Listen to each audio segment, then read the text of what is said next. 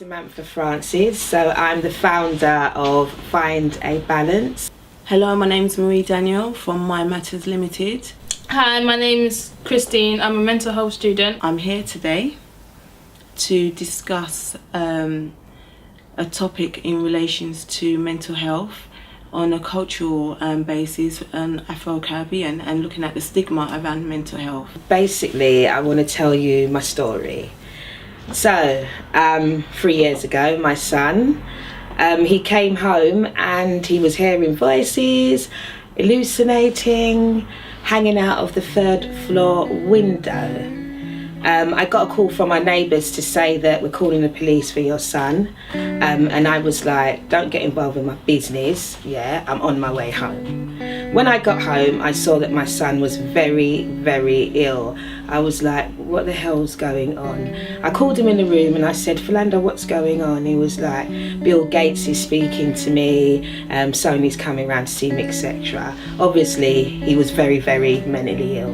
I didn't understand what was going on. At the time, he was at university, he was working, he was happy. I did not know what was going on.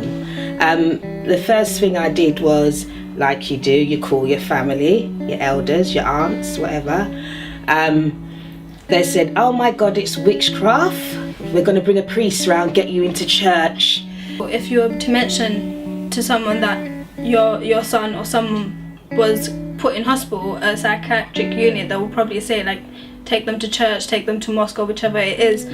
They don't accept that it can happen to their child. They're just thinking, like, this can't happen to my child, like, it's not possible. And then the next thing they're going to be like, oh, like, he needs to go to church or whatever, like, it's not church that's going to help him, like. And I think as well, while I've been on placement, they just literally, like, drug people up, and I think that's not the way forward. Like, you need to talk to people, but they don't do that. The next thing they're thinking, oh, let's restrain him, let's do whatever, like, that's not going to solve the situation.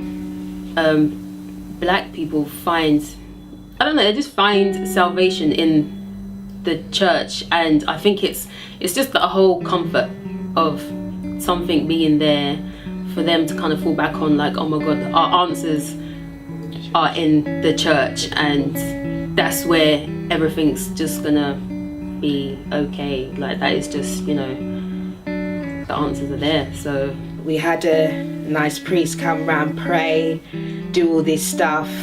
I was a bit confused, but yeah, when you're desperate, anything helps. So after that didn't help. The next day, remember, he didn't sleep or anything, he was ill. By the third day, I thought, no, let me bring him to church. Brought him into church, same thing, nothing happened. I thought, okay, next steps, let me ring the GP. Called the GP came round. By the fourth day, I said, my son hasn't slept for 4 days. This is about 4 in the morning. And I said, you know, he's hearing voices and everything, like, I don't know what to do. The GP said, oh, don't worry, his body will shut down soon and he'll go to sleep anyway. I thought that was a bit weird, but I just thought, okay then, cool. By the 9th day, my son was punching at windows and getting very verbally aggressive. So anyway, it happened that I had to take him to the hospital and get him sectioned. It broke my heart. I felt so evil. I had family members ringing me saying, how could you take him to get him sectioned? They're going to injection him. He's never going to be the same. Like, it's the worst thing you could have done. Then I ended up going to the hospital and speaking with a consultant who said, my son suffered a psychosis. I was like, what the hell is that? Anyway, I looked it up and found out that it's a chemical imbalance in your brain. Great. The treatment? No.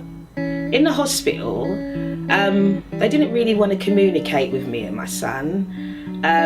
They just left him, you know, walking around talking to himself. I had a meeting with the consultant who gave me a breakdown of what's happening and said they're going to give him medication. So I said I want him to have minimum medication until I research and find out what that medication is. Anyway, he had the medication, and then my son escaped from the hospital. Great. So I went back and I was like, how can he escape from the hospital? You're supposed to provide a level of care. So that didn't work. So I went to consultant and said, do you know what? I want my son to come home, I'll care for him myself. So I got my son home. He was still ill. He was on minimum medication. And then they referred him to the early intervention team, who work with you by coming to your home and speaking to the individuals, etc. Anyway, none of the resources that they used and referred me to worked for my son, because what you find in mental health is not one treatment fits all. It has to be for the individual. And I found that they don't understand the cultural background, so the way they communicate, it just doesn't work for the black community.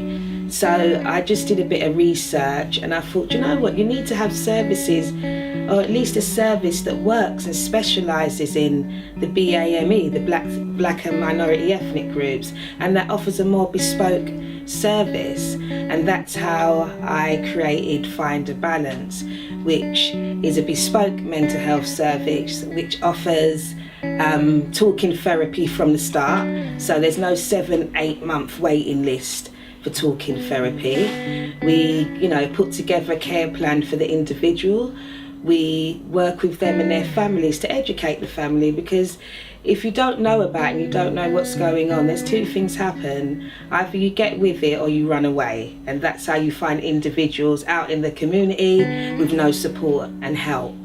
And also we help them with, education, employment. There's other holistic therapies we offer. We have group sessions for individuals that are suffering mental health, and also for, family members or their carer, to help them with their well-being. But the main thing is about educating the individuals and offering them that bespoke service to get them back into the community.